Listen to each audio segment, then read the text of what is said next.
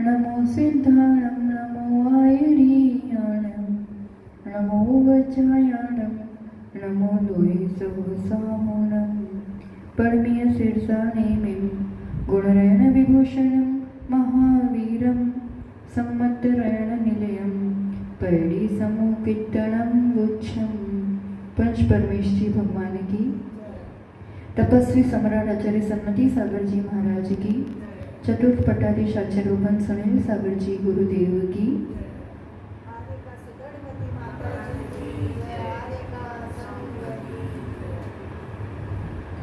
दूध और पानी की तरह अनादि से ये कर्म और जीव का संबंध चला आ रहा है और उसकी अनेक अवस्थाएं हैं। बहिरात्मापना, जब तक देही बुद्धि से ही स्वयं को जाना पहचाना, वो बहिरात्मा अवस्था, और उस अवस्था में तो अनंत जन्म बीत गए और ऐसे मनुष्य पर्याय भी मान लो पा लिया, तो भी यही ध्यान रहता है। और अपन छोटे थे तब अपन ने यही पढ़ा, अभी अपने बच्चे होते हैं तो भी यही पढ़ाते हैं कि दिस इज बॉडी, आपको ये इसको हैंड कहते हैं, इसको लेग कहते हैं, इसको आइज कहते हैं। ये सब चीज़ें बॉडी पार्ट्स पढ़ा देते हैं, अपना नाम सिखा देते हैं, अपने मम्मी पापा का नाम सिखा देते हैं और इसी से अपना परिचय अपन मानते हैं। ये बॉडी पार्ट्स के नाम तो पढ़ लिए, किसी ने डॉक्टरी पढ़ी होगी तो उसके अंदर के भी स्पेयर पार्ट पढ़ लिए होंगे, कदाचित शरीर के लेवल पर कुछ इलाज भी कर ले, पर कहीं पर भी इस रूप से जो यहाँ पर कर्मों के नाम आ रहे हैं और कैसे ये किन पुद्गल परमाणुओं से किसका कैसे शरीर रचा जाता है, बाहर से देखा जाए तो जीवात्मा तो अंतरंग से सबकी आत्मा है और सबके गुण सहित आत्मा है, पर शरीर सबके अलग अलग, उसकी शेप, उसके साइज और सबको पहचानते हैं अपन उस शरीर के ढांचे से। तो जो ये शरीर की बनावट में जो कर्म काम करता है वो है नाम कर्म। उसी की व्याख्या अपनी चल रही थी, उसके भेद प्रभेद अपन ने देखे थे थोड़े से। तो ये ज्ञान प्राप्त करना कि किस वजह से किस रूप का शरीर मिलता है और किस में क्या अंतर पड़ता है, परिणाम ही जिम्मेदार है इसके लिए। जीव परिणाम करता है, तत्संबंधी नाम कर्म का बंध होता है और उसका उदय आता है, तो उस प्रकार की गति, उस प्रकार की जाति में जन्म होता है। तो ये गति जाति के अनुरूप फिर उसको शरीर मिलता है, औदारिक या वैक्रिय, उसके आंगोपांग, उसका बंधन संगात होता है, स्पर्श रस गंध वर्ण, ये सब भी उसके उसी अनुरूप होते हैं। एक प्रकार का संस्थान होता है, शेप, फिर सेनन, हड्डियों का समूह कैसा कम ज्यादा किसका रहता है। तो इतनी चीजें अपन ने देखी थी इसमें। आगे अब ये जो अपने समूह में पिंड प्रकृतियां जो 14 थी, उसमें 12 अपन ने देख ली। 13वें नंबर की आज आएगी, वो है आनुपूर्वी नाम कर्म।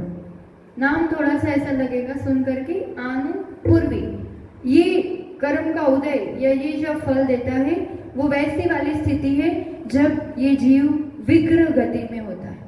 विग्रह गति मतलब ये शरीर जो अपना औदारिक शरीर है, मरण के समय ये शरीर छूट जाएगा और आत्म प्रदेश गमन करेंगे। कहाँ पर? जहाँ उसका जन्म होने वाला है। तो ये जो 1, 2, 3, 4 समय की जो ये विग्रह गति यानी शरीर को प्राप्त करने वाली आत्म प्रदेशों की गति, औदारिक शरीर छूट गया है और तेजस और कार्माण शरीर अभी भी उस जीवात्मा के साथ संबंध है उसका, और उसके साथ वो ट्रैवल करता है और दूसरी गति में जाता है। तो उस समय अब आत्म प्रदेशों का जो पिंड है, असंख्यात आत्म प्रदेश अपने जो है, तो वो किसी, अब ये शरीर तो छूट गया पर किसी प्रकार में तो होंगे।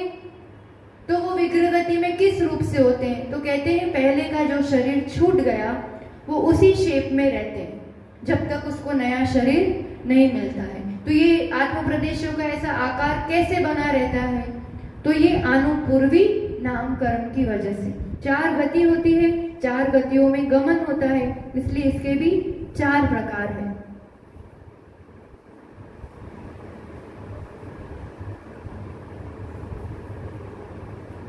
अनुपूर्वी 4 गति तो नरक गति अनुपूर्वी, मनुष्य गति अनुपूर्वी, देव गति अनुपूर्वी और तिर्यंश गति अनुपूर्वी। अपन मनुष्य है, अब अपना मरण होगा और अपन देव गति में जाएंगे, तो देव गत्यानुपूर्वी, यानी जाना वहां पर है, पर आत्म प्रदेशों का आकार कैसा रहेगा? अपन जिस शरीर को, ये मनुष्य शरीर को छोड़ा है, उसके प्रकार उसका आकार रहेगा। तो ये किस रूप से मेंटेन होता है? इस अनुपूर्वी कर्म के कारण। इसका विग्रह गति में ही उदय रहता है। जिस गति में जाना होता है उसमें जाएगा, उस अनुपूर्वी कर्म का उदय होगा, और पूर्व का शरीर उसका आकार बना रहेगा। फिर 14 नंबर पे पिंड प्रकृति है विहायो गति नाम कर्म।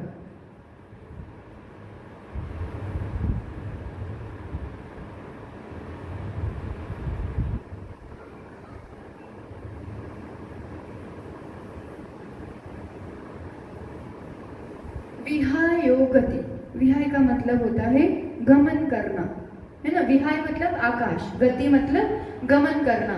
तो आकाश में गमन करने की जो ये शरीर सहित जो आत्मा है, उसको गमन करने के में सहायक बनता है, जो निमित्त बनता है, जो कर्म का उदय वो। आकाश मतलब यहाँ स्काई नहीं लेना कि हवा में उड़ने वाली बात नहीं, ये सब आकाश है, स्पेस, आकाश द्रव्य जो हमें अवगाहना देता है, जो हमें स्थान देता है। तो वो आकाश द्रव्य में ये जीव सहजता से चल सकता है, गमन कर सकता है। जो त्रस जीव है या जो घूमने वाले जीव हैं, उनके विहायोगति गमन तो रहता है। तो गमन में जैसे धर्म द्रव्य चलने में सहायक, अधर्म द्रव्य रुकने में सहायक, आकाश द्रव्य स्पेस देता है, पर ये विहायोगति नाम कर्म से वो इजीली गमन कर सकता है। तो आकाश में गमन करने के लिए ये कर्म निमित्त बनता है उसका उदय। और ये दो प्रकार से, एक प्रशस्त विहायोगति और एक अप्रशस्त विहायोगति। प्रशस्त यानी अच्छी, शुभ। तो चाल अपनी जो है किसी प्राणी की या इंसान की, देवों की खास करके चाल बहुत सुबह अच्छी होती है, तो वो प्रशस्त कहलाती है। किसी की टेढ़ी मेढ़ी है या ऐसा अप्रशस्त विहायोगति, तो किसी प्राणियों की या मतलब जो एनिमल्स सीरियन आदि की, किसी की अप्रशस्त भी हो सकती है। तो उस चाल उसकी कैसी है, उस हिसाब से दो प्रकार से होता है, प्रशस्त। हाँ, वैसे ये शुभ है तो पुण्य आत्माओं को नहीं रहती, पर ऐसे पॉसिबिलिटी दोनों की है, ऐसा नियम नहीं है। जैसे देवों के लिए नियम है कि प्रशस्त विहायोगति ही होगा उनका उदय, तो मनुष्य के लिए पॉसिबल तो दोनों है, तिर्यंश के लिए भी दोनों ही हो सकती। किसी प्राणी की जैसे हिरनी की चाल, ऐसा बोलते हैं ना अपन, तो इन सब की प्रशस्त विहायोगति, उनकी चाल फेमस है और अच्छी कही जाती है, और कईयों की नहीं होती है। तो यहाँ पर दोनों तरह की हो सकती है। ऐसा जैसे नारकी को तो अप्रशस्ति होगी, देवों को प्रशस्ति होगी, अपने लिए दोनों प्रकार की हो सकती। और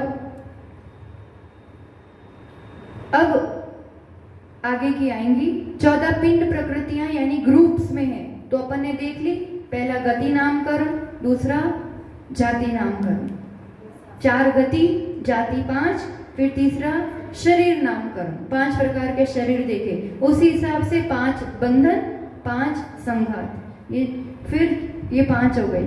छठे नंबर में अंगोपांग, 3 शरीर के 3 अंगोपांग, फिर संस्थान शेप, फिर सहनन, ये 8 देखी।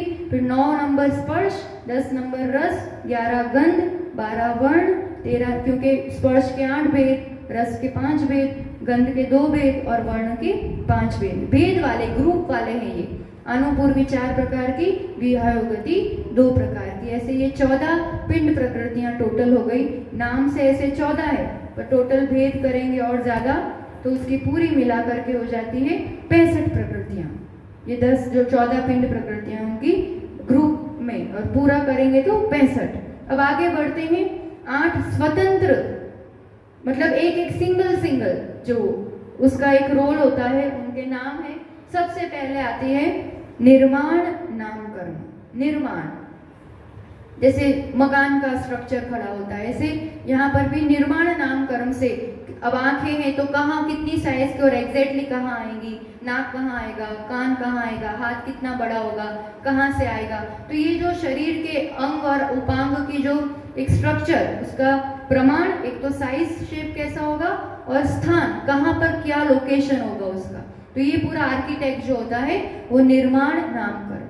शरीर नाम कर्म आदि से तो पुद्गल परमाणु इकट्ठे किए थे, पर उन पुद्गल परमाणुओं का जो संरचना होगी, ये अपनी सबकी आंखें हैं, सबके पास नाक है, सबके पास कान है, है ना, पर सबका निर्माण नाम कर्म, उसका जो शक्ति रहती है वो अलग अलग है। उस हिसाब से किसी का शेप ऐसा, किसी की हाइट ऐसी, किसी का जो है, तो सभी का एक प्रकार से, पर फिर भी सब अलग अलग दिखते हैं ना, तो सबका कर्म अलग अलग है। तो ये निर्वाण नाम कर्म।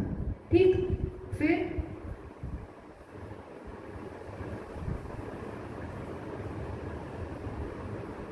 तो ये डिसाइड कौन करता है कि किसको क्या होगा? तो अपने ही परिणामों से, अपन अपने विचारों से किसी को देख के सोच लेते यार ऐसा होना चाहिए, अपने पास वैसा, तो शुभ परिणति होती है तो उस टाइप से मिलता है जिसको जैसा, ये अपने विचारों से ही हमने अपने कर्म बांधे होते हैं और उसी अनुरूप फिर अपन को मिलता है। दूसरी होती है सबसे बड़ी या सबसे महत्वपूर्ण नाम कर्म का, वो है तीर्थंकर नाम कर्म। ये तीर्थंकर प्रकृति नाम कर्म का भेद है, जो विशेष पुण्य का निमित्त बनती है, वो तीर्थंकर प्रकृति। इसके उदय से तीनों लोकों में उसकी पूजा होती है, उसके कल्याणक मनाए जाते हैं, उसका एक विशेष ये पुण्य प्रकृति है।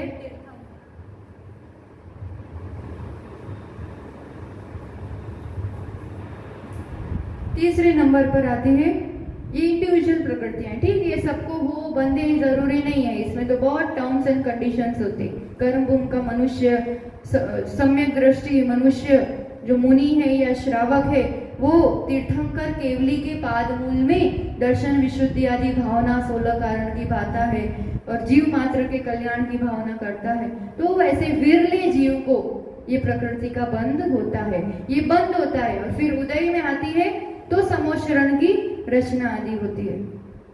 तीसरे नंबर में अगुरु लघु।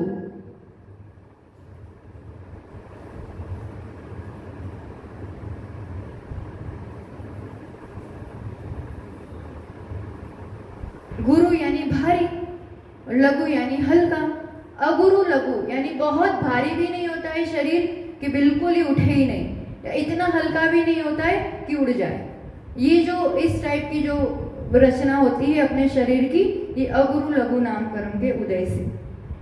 चौथा उपघात नाम कर्म और पांचवा परघात नाम कर्म।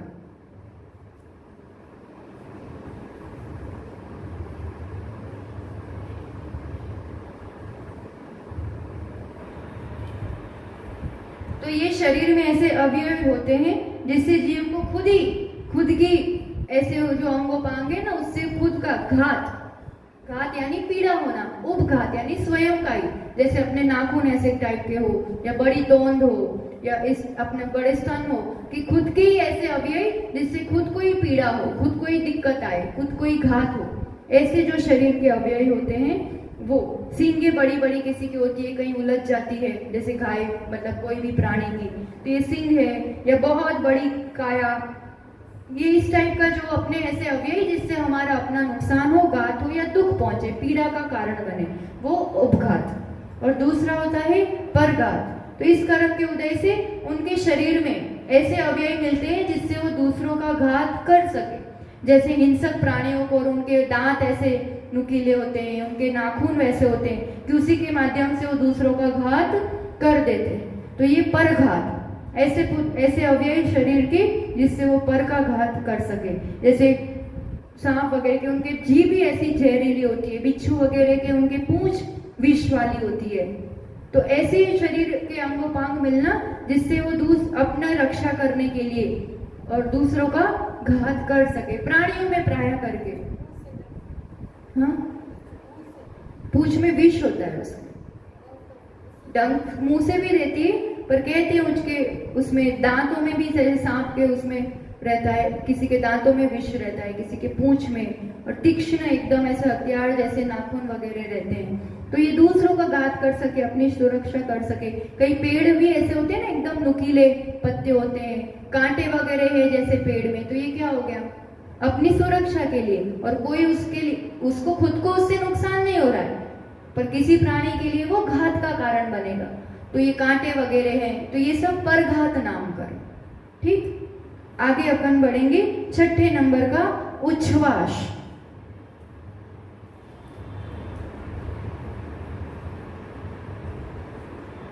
जो अपन श्वासोश्वास लेते हैं, प्रति समय जो ये प्रक्रिया चल रही है, श्वास अंदर लेना और बाहर निकालना, तो ये इस नामकरण की मदद से और इसके उदय से ये चीज होती है। और 7वां और 8वां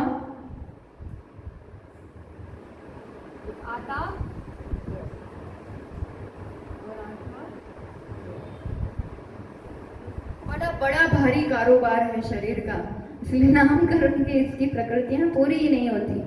आताप यानी जिसके आतप यानी गर्माहट है ना, तो जिसके मूल में तो ठंडा है पर उसकी किरणें जो है वो गर्म हुआ करती। जैसे सूर्य में जो किरणें जो मणियां है ना, ये सब उसमें आताप नामकरण होता है। वो पृथ्वी का एक जीव होते हैं, वो मणियां होती है जो विमान में लगी होती है। वो तो पुद्गल विमान है जो सूर्य अपन को दिखाई देता है, पर उसमें ऐसी मणियां लगी है, तो पृथ्वी का एक जीव में आ गया और उनके ये आतप नामकरण का उदय होता है। सूर्य मूल में गर्म नहीं होता है, मूल में वो ठंडा होता है, उसकी किरणें गर्म होती है, तो ये इस नामकरण से। और जैसे चंद्रमा को है तो वो मूल में भी शीतल है, उसकी किरणें भी शीतल है, तो वो उद्योत में आएगा। कई बार किसी प्राणियों की ऐसी चमक होती है और वो शीतलता, जैसे जुगनू वगैरह होते हैं ना, तो ये सब भी इसी में आएंगे, उनके उद्योत नामकरण का उदय होता है। और सूर्य में जो मणियां हैं वो आतप नामकरण, चंद्रमा आदि जुगनू आदि में जो है वो उद्योत नामकरण, एक प्रकार का प्रकाश और एक प्रकार की उष्णता प्रदान करना आतप का काम, शीतलता प्रदान करना हाँ उद्योत आएगा। कम ज्यादा आएगा, उसका उसकी शक्ति अनुभाग कम ज्यादा रहेगी, पर उद्योत। और सूर्य में ही होता है खाली आतप। तो ये 8 स्वतंत्र प्रकृतियां हो गई। अब अपन देखेंगे 10 युगल प्रकृतियां। युगल यानी जोड़ियां हैं जिसमें ऑपोजिट जोड़ियां हैं। सबसे पहले त्रस, और त्रस है तो उसके सामने आएगा स्थावर। ये ऐसी प्रकृतियां हैं, जोड़ी हैं, पर ये दो में से एक होगी किसी भी जीव को, है ना। पहली जोड़ी है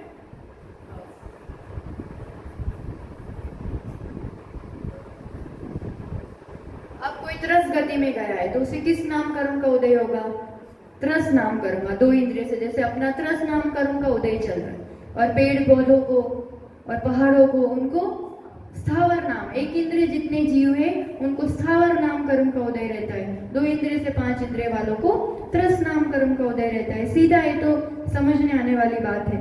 ऐसे ही फिर दूसरा जो जोड़ी है वो बादर और सूक्ष्म।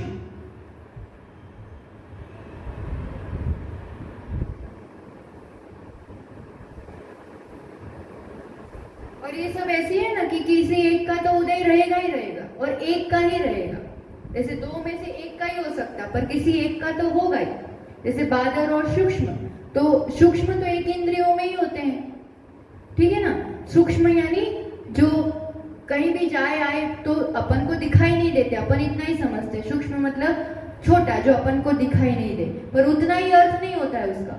सूक्ष्म मतलब जो कहीं भी जाए तो वो किसी को बाधा नहीं पहुंचाते, या वो भी किसी से बाधित नहीं होते हैं। तो 1 इंद्रियों में जो रहता है उसमें इस टाइप के सूक्ष्म जीव भी होते हैं, निगोलिया आदि और वो जीव, तो वो किसी से बाधित नहीं होते और वो किसी को बाधा पहुंचाते नहीं। ठसाठस यही जीव भर है, सूक्ष्म ही ज्यादा रहते हैं, बहुत ज्यादा। और क्योंकि अभी अपन को कहाँ दिखाई दे रहे हैं, पर अपन जहाँ बैठे हैं, जितना ये है, सब जगह एक एक प्रदेश में लोग के जीव तो बहुत सारे हैं, तो ये सब सूक्ष्म जीव। और बादर, बादर मतलब ठोस, ठीक है ना। तो जो बाधित होता है और बाधा पहुंचाता भी है, तो 1 इंद्रिय में भी ये टाइप होती है, और 2 इंद्रिय से 5 इंद्रिय अपन सभी बादर जीव हैं। तो जो सूक्ष्म 1 इंद्रिय हैं उनके लिए ये इस कर्म का उदय रहता है, बाकी सबको बादर नाम कर्म का उदय रहता है। तीसरी जोड़ी है पर्याप्त अपर्याप्त।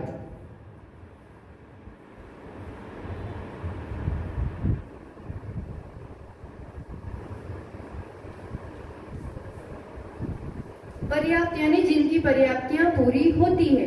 पर्याप्तियां यानी ध्यान होगा ये विषय कि जो 6 पर्याप्तियां होती है, पहले आहार, इंद्रिय, शरीर, भाषा, श्वासोश्वास, भाषा और मन। तो ये इसके संबंधी जो पुद्गल परमाणुओं को, जो शक्ति को ग्रहण करना, पूर्णता होना उसकी, वो पर्याप्तियां।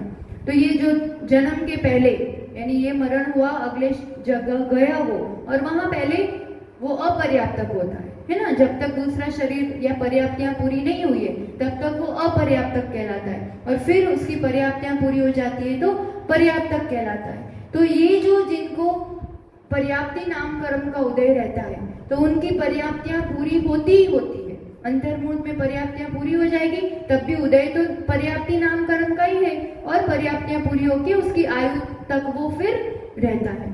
और अपर्याप्तक जीव होते हैं जो अपन लब्ध पर्याप्तक कहते हैं, यानी एक श्वास में 8-10 बार, जो 18 बार जन्म मरण करते हैं। मतलब जो शरीर पर्याप्ति भी पूरी नहीं कर पाते और मर जाते हैं। फिर नई पर्याप्तियां शुरू होंगी पर शरीर पर्याप्ति भी पूरी नहीं होगी और मरण हो जाता है, तो ये अपर्याप्तक जीव कहलाते हैं। तब भी पर होगा पर्याप्तक नाम कर्म ही। अगर उसकी पर्याप्ति पूरी होने वाली है तो वो पर्याप्तक नाम कर्म रहता है उसका, और अपर्याप्तक नाम कर्म है मतलब उसकी पर्याप्ति पूरी होगी ही नहीं। ऐसे दो प्रकार से जीव होते हैं सभी में, 1 इंद्रिय, 2 इंद्रिय, 3 इंद्रिय, 4 अपन मनुष्य, 5 इंद्रिय, सभी में दोनों प्रकार के जीव होते हैं, पर्याप्तक भी अपर्याप्तक भी। देवनारकी में तो अपर्याप्तक नहीं होता है, अपने पर्याप्तक ही होते। अपन मनुष्यों में और तिर्यंश में लब्ध पर्याप्तक मनुष्य भी होते हैं, है ना, जो कांख में और ऐसी जगह पे जन्म लेते हैं तो पता ही नहीं चलता, पर्याप्तियां पूरी ही नहीं हो पाती है। पर ये चीजें 5 इंद्रियों में सभी उसमें जीव समास में, 7 जीव समास में होता है, पर्याप्तक अपर्याप्तक। तो ये जिनका जैसा बंद होता है और फिर उदय रहता है उस हिसाब से दोनों में से एक का उदय रहता है। हाँ, वो तो पर्याप्त। चौथा, प्रत्येक साधारण।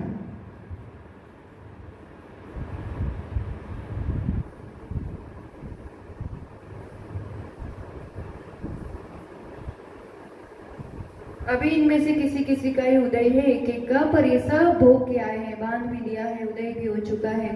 प्रत्येक यानी उस एक शरीर में एक ही जीवात्मा होगा, एक शरीर का एक आत्मा मालिक, ये प्रत्येक। और साधारण में कॉमन, मतलब एक ही शरीर होगा पर उसमें अनंत जीव एक साथ उसमें जन्म करते, मरण करते, श्वास लेते, एक ही शरीर में अनंत जीव उसके स्वामी, जो अपन निगोदिया जीव के रूप में जानते हैं वो। तो साधारण में तो वही आएंगे, सिर्फ निगोदिया जीव जो एक साथ रहते हैं एक ही शरीर में, अनंत अनंत जीव जो आलू वगैरह में भी रहते हैं वो सब। और प्रत्येक में, वनस्पति में भी प्रत्येक होते हैं, और उसके अलावा अपन सब भी जो है वो सभी, क्योंकि अपने एक शरीर की अपन एक आत्मा मालिक हैं। पशु पक्षी में सब में वैसा ही होता है, तो बाकी के सब प्रत्येक। और जो साधारण शरीर में जो निगोदिया जीव रहते हैं ये सब साधारण वनस्पति कायिक जो रहते हैं उनके इस कर्म का उदय रहता है। बाकी सभी जीवात्माओं को शरीर संबंधी ये प्रत्येक नाम कर्म का उदय रहता है। ठीक, 5वां युगल आएगा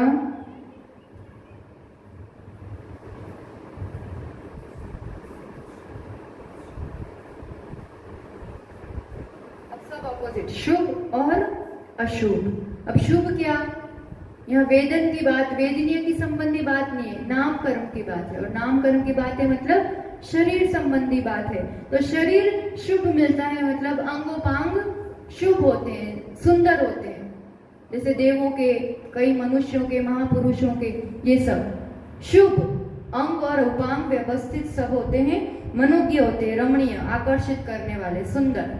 तो ये शुभ नाम कर्म। और अशुभ नाम कर्म से जो अंगोपांग मिलेंगे वो कैसे मिलेंगे, असुंदर होंगे, अमनोज्ञ होंगे, अच्छे नहीं होंगे। तो ये सब आ गया अशुभ नाम कर्म। उसके बाद 6ठा, सुभग और दुर्भग।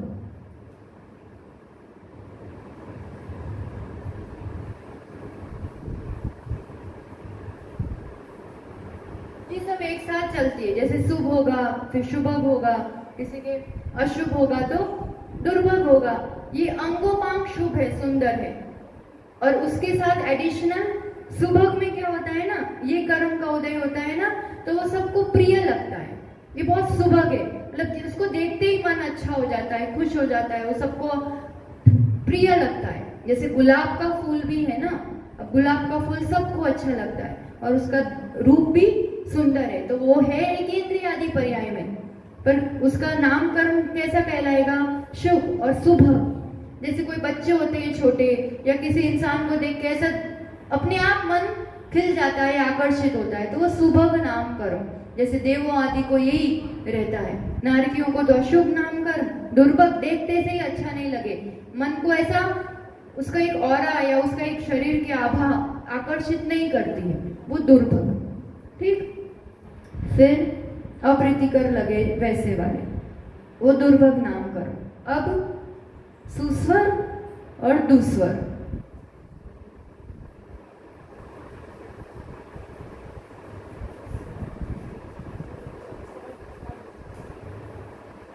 ये भी नामकरण का खेल है, बहुत अच्छी आवाज होना, मधुर आवाज होना इस रूप से। तो ये सब शुभ नामकरण कैसे बनते हैं? धर्म ध्यान से, भक्ति से, ऐसे ही शुभ विचारों से, शुभ उपयोग से शुभ नामकरण बनता है, अशुभ उपयोग से अशुभ नामकरण बनता है। अपन किसी का गुणानुवाद करेंगे, किसी की प्रशंसा करेंगे तो सुस्वर बनता है, किसी की निंदा करेंगे, और इस रूप से इंद्रिय विषयों में शरीर को सुंदर बनाने से सुंदर नहीं बनता है कि तुम कुछ पोता पोती कर लो, लगा लो, उससे नहीं। शुभ नामकरण होगा तो अपने आप को सुंदरता को प्राप्त होगा, सुभग हुआ तो अपने आप आकर्षित करेगा, और तुम कुछ भी लगा लेने से सुंदरता होती तो फिर ये सब नामकरण का कोई रोल ही नहीं होता। तो सुस्वर यानी जिसके उदय से मधुर स्वर उत्पन्न होता है, नहीं, आकर्षित करता है, प्यारा लगता है, सबको प्रीतिकर लगता है, वो अंगोपांग सुंदर है, वो शुभ नामकरण, और वो प्रिय लगता है सबको, ये सुभग नामकरण। सुस्वर नामकरण में जिसके उदय से मधुर स्वर मिलता है, और दुस्वर जिसके बुरा स्वर, कौवा और गधा और ये सब सुनने से ही किसी को पसंद नहीं आता है, वो दुस्वर। फिर अपने में तो दोनों ही हो सकता है, मनुष्य में तो दोनों प्रकार से हो सकता है। फिर 8वां जोड़ा है आदे और अनादे। अब ये शरीर की कांति, शरीर जो तेजस्वी होता है ना, उसकी एक कांति होती है, तो ये जो होता है वो आदे, और अनादे में फीका होता है, और उसमें 2 तरह से होता है, नहीं यही आता है, आदे में कांति, उसकी प्रभा, और दूसरा आदे यानी ग्रहणीय, जैसे बहुमान्यता को प्राप्त होता है। नहीं, आदे ही है, आदे और अनादे। आदे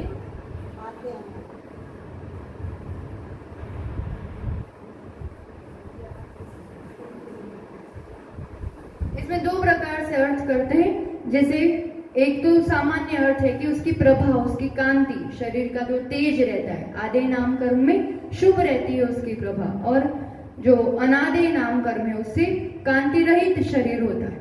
और दूसरा ऐसा भी कहते हैं, एक कर्म का उदय होता है तो वो जीव बहुमान्यता को प्राप्त होता है, मतलब बहुत लाइकिंग्स मिलती है उसको, बहुत जगह से उसको पसंद किया जाता है। वैसा जैसे सुभग में तो प्रिय तो था ही, पर प्रिय है पर फेमस होना ये जरूरी नहीं है ना, जैसे बहुत लोग उसको मानते हैं, ऐसा ये आदे नामकरण। आदे यानी उसका एग्जैक्ट अर्थ होता है ग्रहण करना, तो बहुत लोग उसकी बात मानते हैं या बहुत लोग उसे ग्रहण करते हैं, बहुत लोग उसे मानते हैं, ये हो गया आदे। और अनादे में वो बहुमान्यता को प्राप्त नहीं होता है, ये अनादे नामकरण। और इसी के साथ जुड़ा हुआ है, हाँ,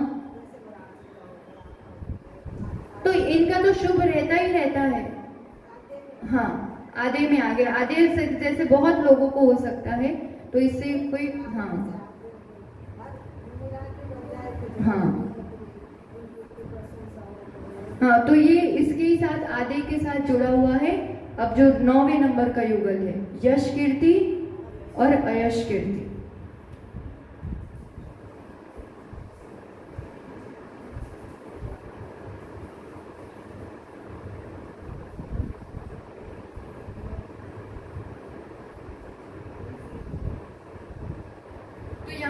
जैसे शुभ और सुभग ये दोनों कनेक्टेड थे ना, ऐसे ये आदि और यश कीर्ति कनेक्टेड है। यश कीर्ति मतलब उसके गुणों का बड़ी कीर्ति होना, बड़ा बखान होना, और अयश कीर्ति में उसके अवगुण, उसकी निंदा होती है, उसका अपमान होता है।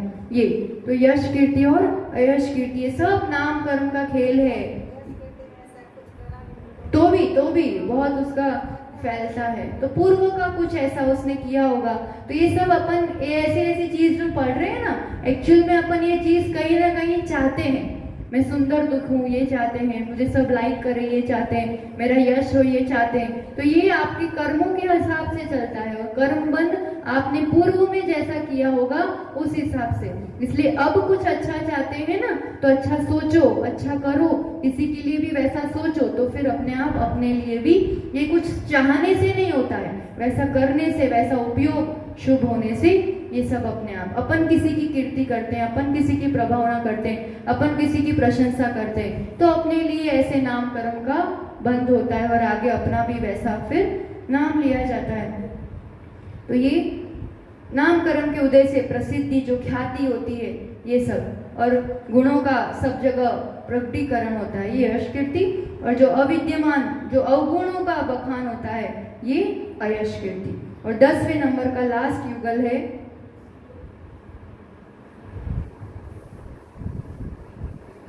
ये जो 9 युगल देखे ना, इसमें से दोनों में से एक कर्म उदय में होता है। ये लास्ट जो 10वां जो युगल है, इसमें ये दोनों कर्म बंद भी होते हैं और दोनों कर्म उदय में भी रहते हैं। दोनों का रोल, काम अलग अलग है, ऑपोजिट है, इसलिए इसको युगल में रखा है।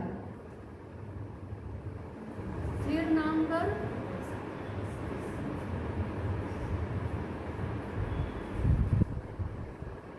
स्थिर नाम कर्म और अस्थिर नाम कर्म। अब ये नाम कर्म है तो शरीर संबंधी बात है। तो स्थिर यानी स्थिर रहना। क्या स्थिर रहता है?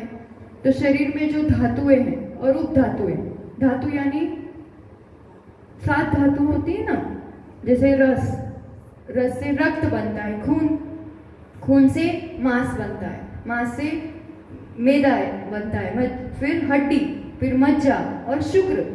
ये जो क्रम, ये जो 7 धातुएं हैं जिनसे ये शरीर बना हुआ है, तो ये कन्वर्ट होता रहता है।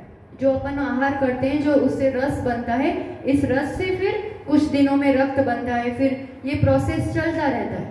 तो ये जो एक से दूसरा बनता है, दूसरे से तीसरा बनता है, ये अस्थिर नाम कर्म। जो धातु उपधातु चेंज होते हैं। उपधातु में क्या आता है? वात, पित्त, कफ, ये सब।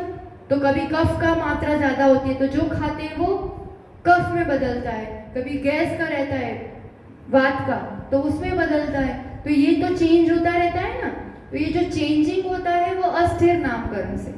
और ये सब चेंज होते हुए भी वात, पित्त, कफ तीनों है कि नहीं शरीर में? अभी खून भी है, मज्जा भी है, हड्डी भी है। तो सातों उपधातु और धातु का एग्जिस्टेंस, विद्यमान भी रहते हैं और आपस में फिर चेंज भी होते रहते हैं। तो वो जो बने रहते हैं वो स्थिर नाम कर्म, और जो फिर चेंजिंग होता रहता है वो अस्थिर नाम कर्म। इसलिए दोनों चलते रहते हैं एक साथ, कि वो बने भी रहते हैं, शरीर में उसका अभाव नहीं होता कभी भी, 7 धातु हो या उपधातु हो, वो रहते भी हैं हमेशा, पर आपस में कन्वर्ट भी होते रहते हैं।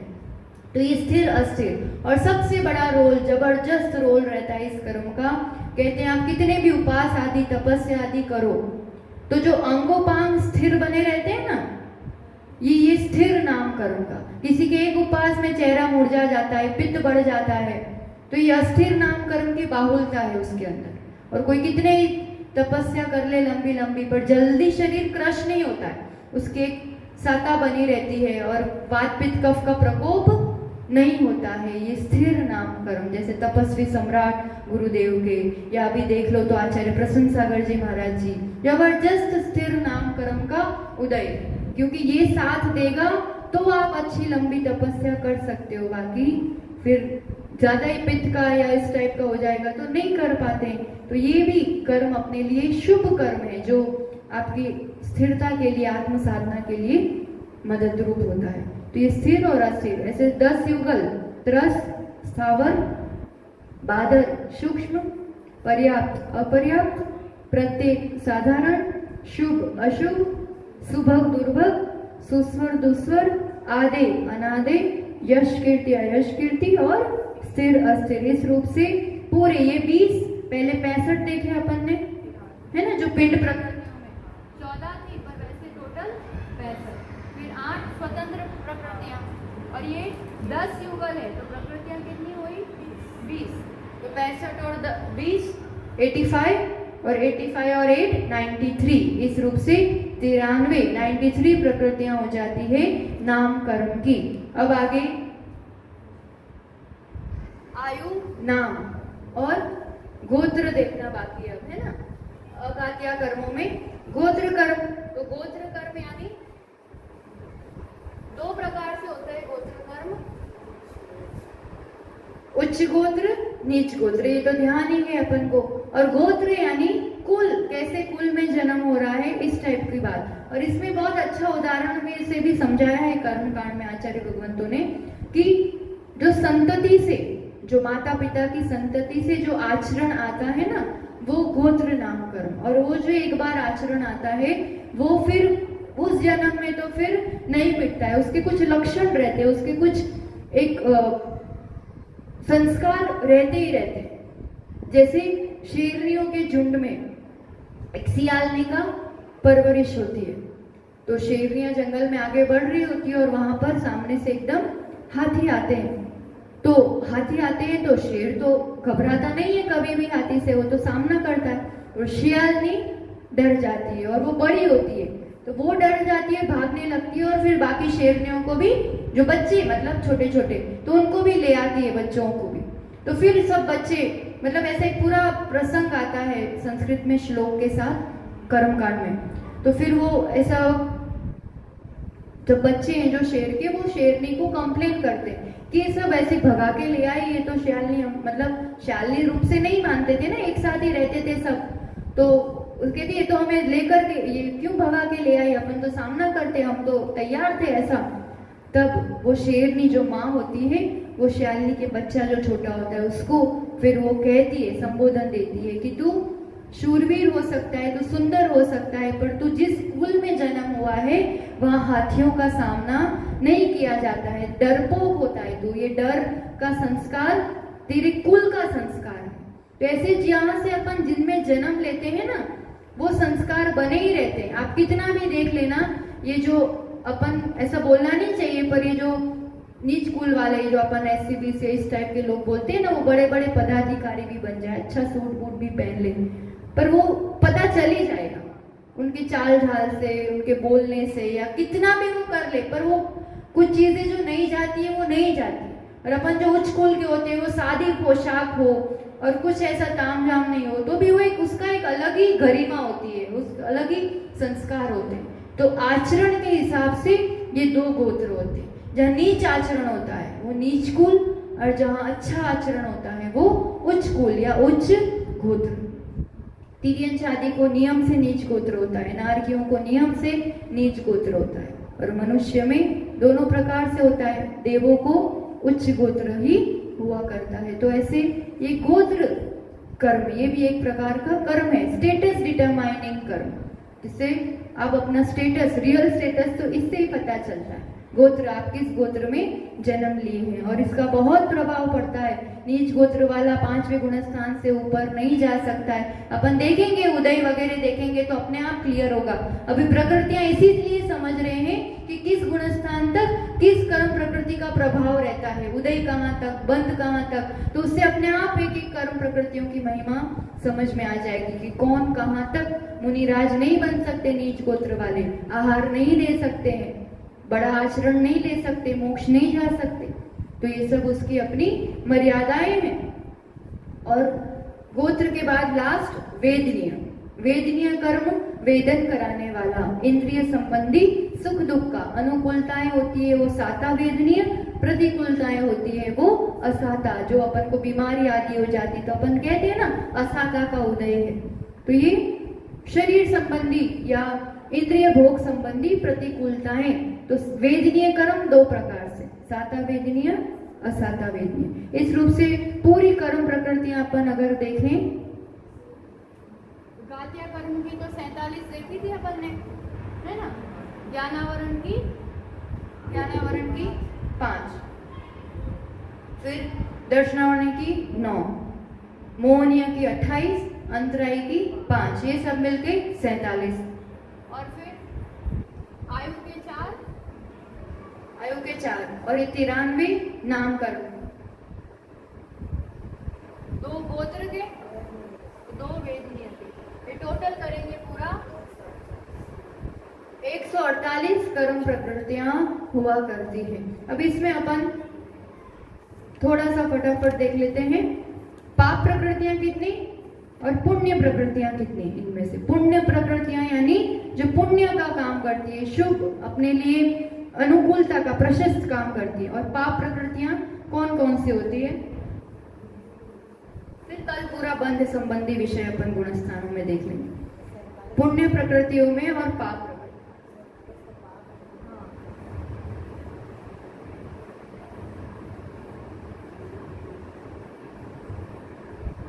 तो इसमें पहले समझेंगे अपन जो घातिया कर्म है 4 और उसके संबंधी 47 प्रकृतियां, वो टोटल पूरी की पूरी 47 प्रकृतियां पाप प्रकृतियां ही है।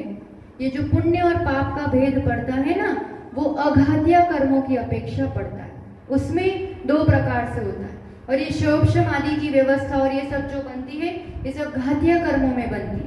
ये जो अपन ने आयु, नाम, गोत्र और वेदनीय 4 अघातिया कर्म देखे, उसमें उदय होता है या अनुदय होता है, मतलब किसी एक प्रकृति का उदय होगा, एक गति का, एक जाति का, एक युगल का, दोनों में से ऐसे उदय होता है या नहीं होता है। उसमें शोभशम वाली अवस्था के कुछ देशघाती, सर्वघाती, ये सब व्यवस्था यहाँ पर नहीं होती है। प्रकृति या तो पुण्य रूप काम करती है, उदय होगा उसका, या तो पुण्य रूप काम करेगी, और उदय होगा तो या तो पाप रूप काम करेगी। इसमें इस दोनों रूप से इसमें कार्य होता है। तो पाप प्रकृतियां होगी ना, उसमें फिर हाँ कम ज्यादा हो सकती है उसकी, क्योंकि बंद होगा तो अनुभाग शक्ति तो होगी, तो अनुभाग शक्ति कम ज्यादा हो सकती है। जैसे पाप प्रकृतियों में कहते हैं कांजी नीर, हम देख लेंगे उसमें, और विष और हलाहल, वहां तक चीजें पहुंचती। जैसे घातिया कर्म में देखा था ना, लता, दारू, अस्थि और शेल, तो कठोरता के हिसाब से अपन ने ये विभाग किया था। तो ये पाप प्रकृति में भी कांजी नीर, उसको क्या कहते हैं, वो कांजी के साथ और एक शब्द आता है, यानी यहाँ पाप बढ़ने, जहर जितना जितना बढ़ता जाता है, विष, और सबसे खराब होता है हलाहल। तो ये जितनी पाप प्रकृतियां हैं वो पाप रूप काम करेगी, पर फिर भी उसमें अनुभाग शक्ति में अंतर होता है, पर इसमें उदय का ही एक रोल होता है। शोभशम वाली चीजें यहाँ पर नहीं होती, और उदय 2 रूप से होता है, या तो पाप रूप से या पुण्य रूप से।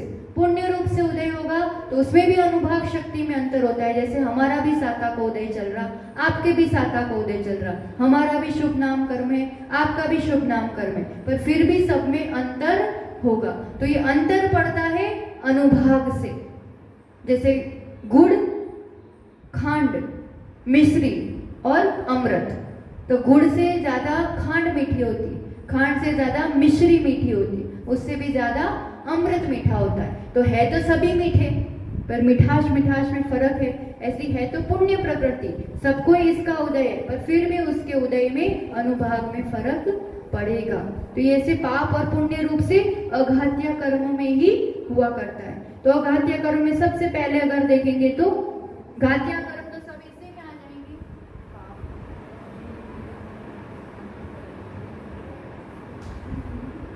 सोचो आप, सम्यक प्रकृति जो दर्शन मोनी कैसे कहते हैं ना, उसमें तो सम्यक दर्शन बना रहता है, तो ये तो अच्छी कहलाना चाहिए, पर फिर भी ये भी कोई पुण्य प्रकृति तो है ही नहीं। मोहनीय कर्म की प्रकृति पुण्य प्रकृति नहीं है। सभी टोटल चारों के 4 जो घातिया कर्म है सब पाप प्रकृतियां। अब अपन जाएंगे अघातिया कर्म में, उसमें पहले लेंगे आयु, ठीक है। 3 आयु पुण्य प्रकृतियां हैं, देवायु, मनुष्य आयु और तिर्यंच आयु। अब देव आयु तो पुण्य है, कोई भी मान लेगा। मनुष्य बनना ऑब्वियसली पुण्य, अपन तो सुन सुन के थक गए, बड़े पुण्य उदय से मनुष्य भाव मिला है, पुण्य उदय से, तो ये तो पुण्य प्रकृति। तिर्यंच, तिर्यंच कैसे शुभ कहलाएगी? तो शुभ और पुण्य कैसे?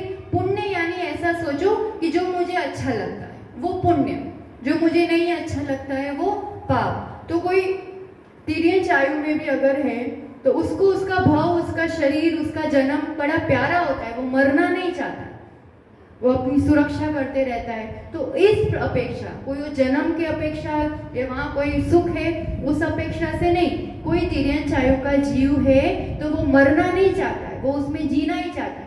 आप कोई भी नारकी को जा करके पूछ लो, नारकी जीना नहीं चाहता है, नारकी वो आयु नहीं चाहता है, वो सोचता है कि कब खत्म हो, कब मरूं।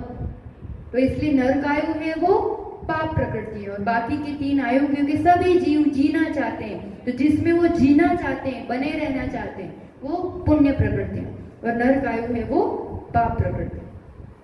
दूसरे में जाएंगे तो आयु, फिर नाम कर्म का लंबा चौड़ा काम शुरू करते हैं अपन फटाफट। गति में हम बोलते जाते हैं, लिखते नहीं है, बताते जाएंगे। गति में मनुष्य गति, देव गति, 2 गति शुभ यानी पुण्य, और नरक गति और तिर्यंच गति, ये दोनों पाप प्रकृति। अब तिर्यंच आयु पुण्य प्रकृति है, पर तिर्यंच गति पुण्य प्रकृति नहीं है। आयु का हमने बताया ना, आयु यानी जो शरीर में रोक के रखे, तो वो तो शरीर में रहना चाहता है, इसलिए पुण्य प्रकृति। और तिर्यंच गति, गति यानी उस गति में गमन कराए और वहां के संस्कार बना के रखे, तो ये तो अच्छे वाले है नहीं है संस्कार, तो जो संज्ञाएं उसकी पड़ी हुई है, जो मिथ्या, जो कुटिलता के परिणाम है उसके अंदर, ये सब तो ठीक नहीं है, इसलिए तिर्यंच गति है वो पाप प्रकृति। फिर जाति में, जाति में सिर्फ पंचेंद्रिय जाति पुण्य प्रकृति है। पंच जाति में तो उसके अलग से प्रकार नहीं है ना, पंचेंद्रिय जाति पुण्य प्रकृति, 1 इंद्रिय, 2 इंद्रिय, 3 इंद्रिय, 4 इंद्रिय, ये चारों हो जाएंगी पाप, 1 से लेकर के 4 इंद्रिय। ठीक, अब आएगा शरीर। शरीर बंधन संघात सब एक साथ चलेंगे, और शरीर होना अच्छी बात है, ये अपन को अच्छा लगता है, इसलिए पांचों के 5 शरीर पुण्य में ही आते हैं। बंधन संघात सभी पांचों शरीर, बंधन और संघात सब पुण्य में आएगा है? हाँ, फिर अंगोपांग, अंगोपांग भी इसी में आएगा, सभी अंगोपांग होना अच्छी बात है, और पुण्य होता है तो ये सब मिलता है कुछ, तो उसी पुण्य प्रकृतियां हैं। संस्थान, संस्थान में समचतुरस्र संस्थान एक ही है पुण्य प्रकृति के, बाकी के 5 संस्थान पाप प्रकृति।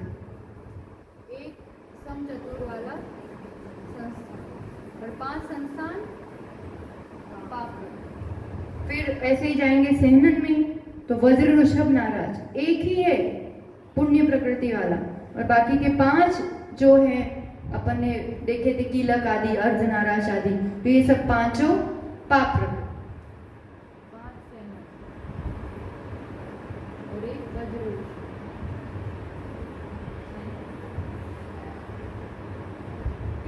अब आगे बढ़ेंगे आनुपूर्वी, तो मनुष्य और देव इन दोनों में जाना सही है, तो ये 2 पुण्य प्रकृति है, और 2 आनुपूर्वी तिर्यंच और नरक पाप।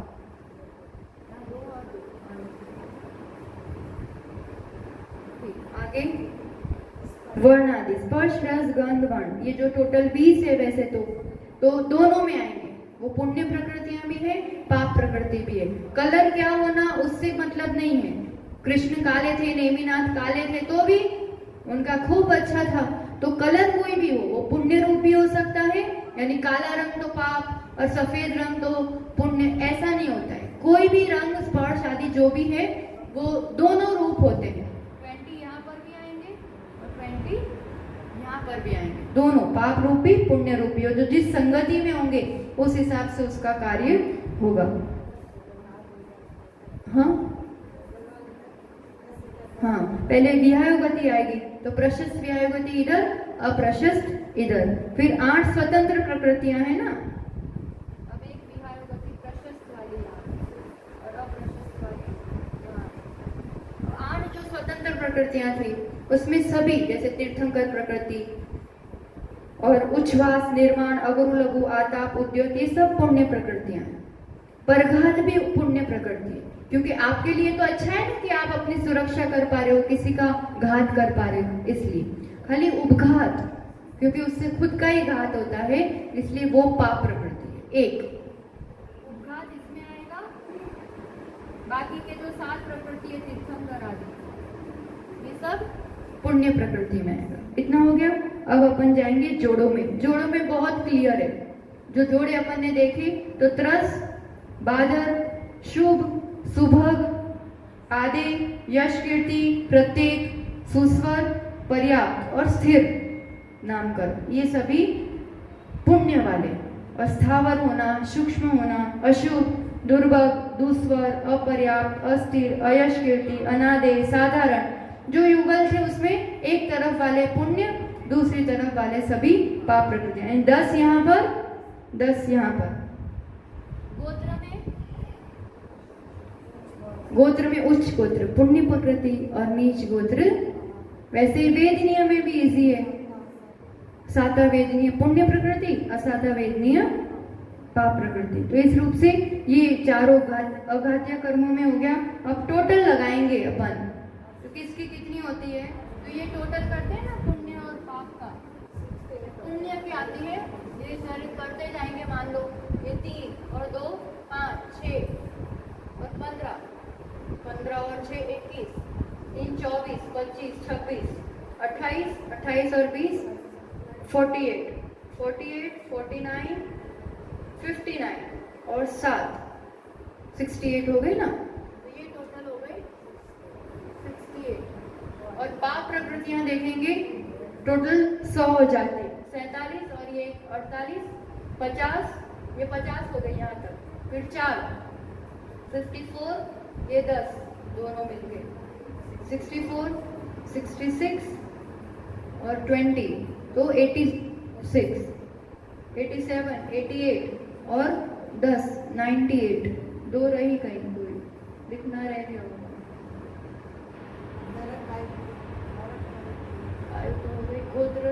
गोत्र और वो नहीं लिखा ना, उच्च गोत्र और असाता नहीं लिखी अपन, नीच गोत्र और असाता वो दोनों वो लिखना रह गई, इसलिए ये 100 टोटल।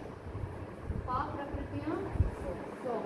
अब पाप प्रकृति 100 और पुण्य प्रकृति 168, तो टोटल कितना हो गया 168। तो प्रकृतियां तो टोटल 148 ही है ना, 148। तो फिर कैसे, क्योंकि यहाँ तो स्पर्श रस गंध वर्ण है ना 20, वो यहाँ पर भी है पुण्य वाले में भी और पाप वाले में भी है, तो एक 20 दोनों में कॉमन आ रही है, इसलिए 20 का अंतर आ रहा है। प्रकृतियां तो 148 ही है, पर 20 प्रकृतियां ऐसी है जो दोनों में है, पुण्य में और पाप में। तो इस रूप से ये प्रकृतियां 168 हो जाती है। इस रूप से अपन ने कर्म प्रकृतियों को देखा।